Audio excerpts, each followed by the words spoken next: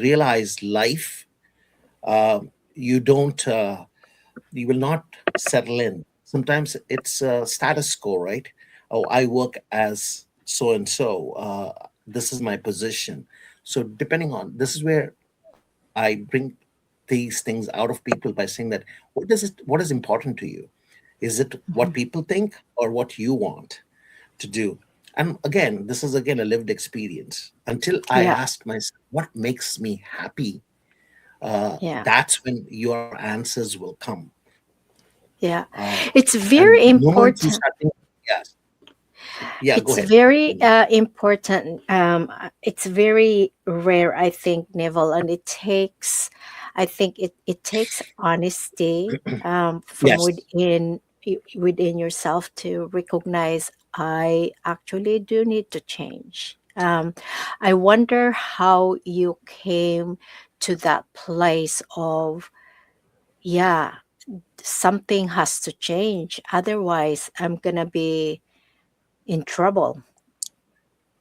At what stage I, in your life that you recognize that? uh, when I stopped being on the rat race, right? Mm, mm, When you're, what happens is, depends on what you're running after. mm, And after myself, basically, also faith. Faith is mm, an extreme important, your spirituality. I'm not saying you mm, have to join an organized religion or anything like that. mhm, Faith starts at home, mhm, and you, within in yourself. Do the right things comes to you. The moment you start thinking, what am I going to gain from this person, if I help this person, you're conducting business, not kindness. So you need to make sure that you have a purity, to help somebody without expecting anything back. If you're expecting something back, you're going to be disappointed. The person may not be able to reciprocate the same way that you have lent a hand, financially, kindness, support, whatever reason, right? So in my personal life, I also went through a process where I had, marriage, carriage, mortgage, and this process.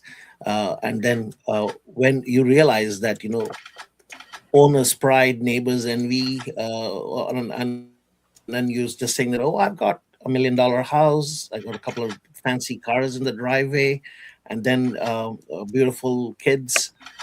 My kids are not anymore kids; they're grown ups now. So and they're doing well. I'm very proud of them. So what happens is when you stop that and say, "Listen, I'm not going to impress others. I'm going to mm. express Yeah. just who I am." And what happens is the flow comes in naturally, and you make decisions based on your spirituality and faith. Mm. When we say take a leap of faith, and that has kept me alive, healthy, and yeah. If I did answer the question that you asked, and yeah, that's basically that's where I'm at, and I couldn't ask for more. Very grateful for way life is going. And believe me or not, what happens is I wake up in the morning and I have a 5 point gratitude for what I have. More than the health, I look up saying that am I healthy? Oh, my 10 fingers are working, my toes are working. I can stand, I can walk. Once I finish this podcast with you guys, I'm going to go for a swim. And I know what happens is you basically say, I'm going to make my day good. If I wake up and saying, oh God, I got to go to work. Oh, I got to go this. You know what? It is going to be a miserable day. I commute to work on public transit, even though I have a car. I only use it during weekends and I use it in the evenings for going for my swim or gym or whatever it is. But I commute on the bus, and that's an excellent 45 minutes of my news reading, listening to some music, catching up, not work, but just how the world works. So yeah. I This podcast, it's all about bringing the four pillars of just being the modern seniors, and you've touched base a lot. You're the very essence of modern seniors because, as you mentioned earlier, you experience the highs and the lows and in between. Yeah. uh, you are also an avid traveler. You travel, you speak five languages, you you almost do so many things that us humans we need to constantly, I think, reinvent ourselves, right? And to explore and to be curious about life, and you are that person. I wonder, when all the stages in life and changes in life, does it come easy for you, or you have to talk yourself to do this because it's not that easy? Is that something that you do, you have like a technique that you use, when you feel change is coming? By the grace of God, to be honest, it's Mm. in my blood. It's very organic. Mm. I think there's some technical difficulties with Dami's. Mhm.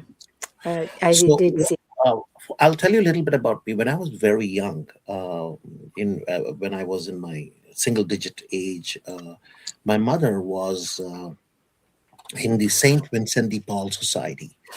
If Mm. you know what is, it's a patron saint of the poor people. Um, we were fortunate. We were we were not poor, but we were privileged. But my mother never made us feel that we're affluent or we belong to different categories. So this is going back in India, where my roots are from, where she used to go to the hospitals and pay strangers bills, their hospital bills, who couldn't afford it. We used to drop food, and see what they need. And basically, that was part of her. And she was a very active member at the church and the St. Vincent de Paul Society. So Mm. I see that, and I was asking my mother, why do you have to give fruits and food and money to these people? Why do you do that? So she said, when you have to always share. Uh, just because you have something, you don't accumulate it. You give back to the society. Didn't make sense, but Mm. that makes sense today, right? Right in my early 20s, I always helped people find a job. Somebody came, I had 20, 25 resumes always in my desk, in my drawers, going back in Dubai days. And I have helped a lot of people. I came looking for a job to Vancouver when I moved. Life circumstances moved me to BC. I came looking for a job. I ended up finding 500 people jobs. It just happens. That's when I embraced it. I said,